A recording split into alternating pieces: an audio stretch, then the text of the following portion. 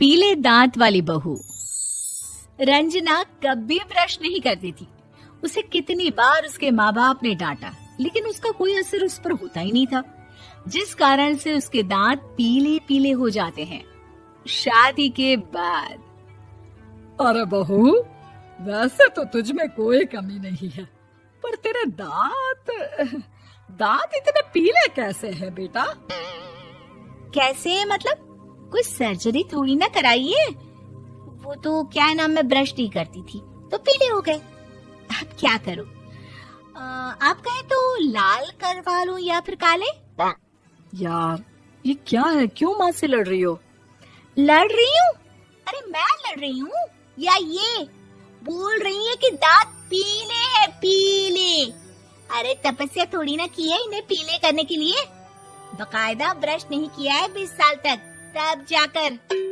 छी, कैसी बात कर रही हो? ये उस वक्त तो पीले नहीं थे जब हम लोग तुम्हें देखने आए थे।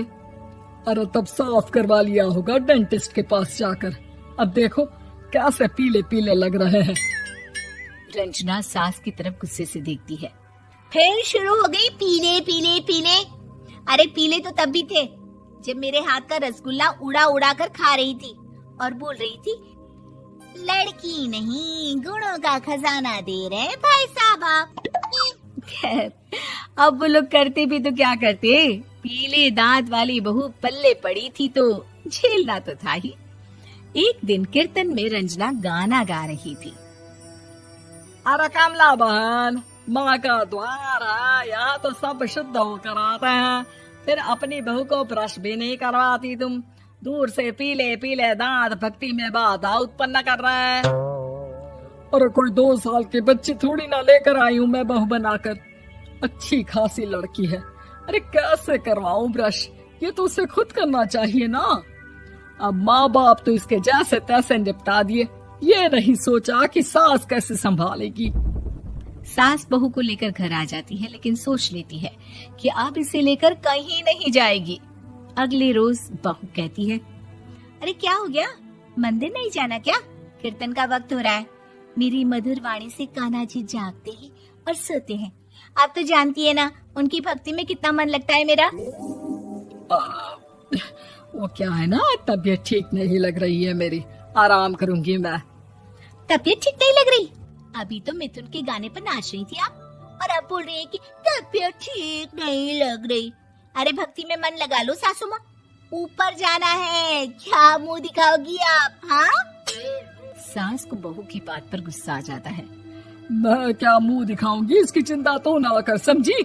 अपने मुंह की चिंता कर, जो ये पीले पीले दांत लेकर हर जगह पहुंच जाती है। पता है लोग कितना मजाक बनाते हैं। ना जी ना, मैं नहीं जाना कहीं तेरे साथ। तो ये बात है। कोई ना, मत जाओ, मैं अपने कमरे में ही बैठकर भक्ति कर लूंगी। ऊपर वाला दांत थोड़ी ना देखता है, मन देखता है, भावना देखता है। और अरे बस बस, तू सब कुछ दिखा, बस ये सफेद चमकदार दांत ना दिखाना किसी को, है? जा यहाँ से। बहू को सास की बात का कोई फर्क नहीं पड़ता, वो तो जैसी थी वैसी ही रह जाती है। सुबह नहाकर किचन में खाना बनाना, फिर खाना खाना, कीर्तन भजन करना और सो जाना। एक दिन, माँ जी मैं सहेली के घर जा रही हूँ, शाम को लेट आऊंगी। हाँ हाँ तो जाना, मैंने कौन सा तेरी आरती करनी है घर पर बैठकर। रंजना सहेली के घर जाती है, जहाँ वो पार्टी में जाने की तैयारी कर रही होती है। अरे शिखा, कहाँ जाने की तैयारी कर रही है? मैं गलत वक्त पर आ गई क्या? अरे नहीं यार, उल्टा सही वक्त पर आ गया। मैंने ये साड़ी और ज्वेलरी निकाली है यार, शाम को इनके ऑफिस की एक पार्टी में जाना है। बताना कैसा लग रहा है ये सब? नहीं यार, इस ड्रेस के साथ तो वो वाली ज्वेलरी अच्छी लगेगी। हाँ हाँ सही बोल रही है, मैंने ध्यान ही नहीं दिया। वैसे तो हमेशा से मस्त फैशन सेंस रखती है। तो बड़ा जाती होगी ना पति के साथ पार्टी में। रंजना कुछ नहीं बोलती, बस सोचती है कि यार काश ये बात सही हो जाती, पर मैं क्यों नहीं जाती पार्टी में? क्या इन लोगों की कोई पार्टी होती नहीं होगी? रंजना घर आती है और रात में पति से सवाल करती है, एक बात बताइए, आप मुझे किसी पार्टी में क्यों नहीं ले जाते? क्या आपके यहाँ ऑफिस में पार्टी नहीं होती? पति बेचारा क्या कहता कि दांत पीले हैं तुम्हारे इसलिए। अरे कोई पार्टी होती नहीं हम लोगों के ऑफिस में, तो कहाँ से लेकर जाऊं? और मार्केट, मॉल, कहीं वीकेंड घूमना, कहीं तो। अरे यार सारे हफ्ते में एक छुट्टी मिलती है, तो सोचता हूँ कि आराम ही कर लूं। क्यों? रंजना मन मार के रह जाती है। पहले कभी सास के साथ मंदिर जाया करती थी, लेकिन वो भी सास ने ले जाना बंद कर दिया। घर बैठी बैठी रंजना बोर हो जाती है। तभी उसे आइडिया आता है और वो मायके जाने का सोचती है। सासू माँ, 2 दिनों के लिए मम्मी के घर जा रही हूँ। अच्छा ठीक है, आराम से जा। और हाँ, माँ से कुछ अच्छी आदत सीख कर आना कि कैसे शरीर के हर भाग की तरह दांतों की सफाई भी जरूरी होती है, समझी? शुरू हो गई ना आप। वो लोग आपकी तरह नहीं है कि छोटी छोटी बात का बतंगड़ बना दे। उन लोगों के लिए मैं मायने रखती हूँ, ना कि मेरे पीले पीले दांत। रंजना माँ को बिना बताए उन लोगों को सरप्राइज देती है, लेकिन जैसे ही वो दरवाजे पर पहुंचती है, अंदर देखती है कि घर वाले कहीं जा रहे होते हैं। अब माँ, काश रंजना दीदी के दांतों वाली प्रॉब्लम नहीं होती, तो वो भी हम लोगों के साथ चलती ना बुआ जी की बेटी की शादी में।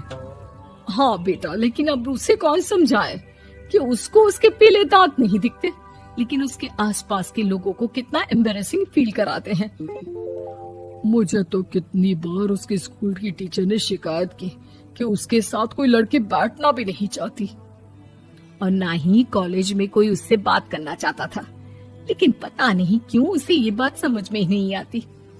कोई कमी नहीं है उस लड़की में, बस यही कि दांत पीले हैं। वो तो भला हो जीजा जी और उनकी माँ का, जो दीदी को जैसी है वैसे ही रखा हुआ है। रंजना को अपने घर वालों की बात सुनकर बहुत दुख होता है।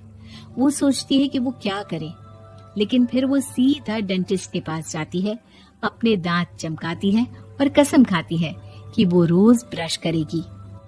अरे क्या हो गया?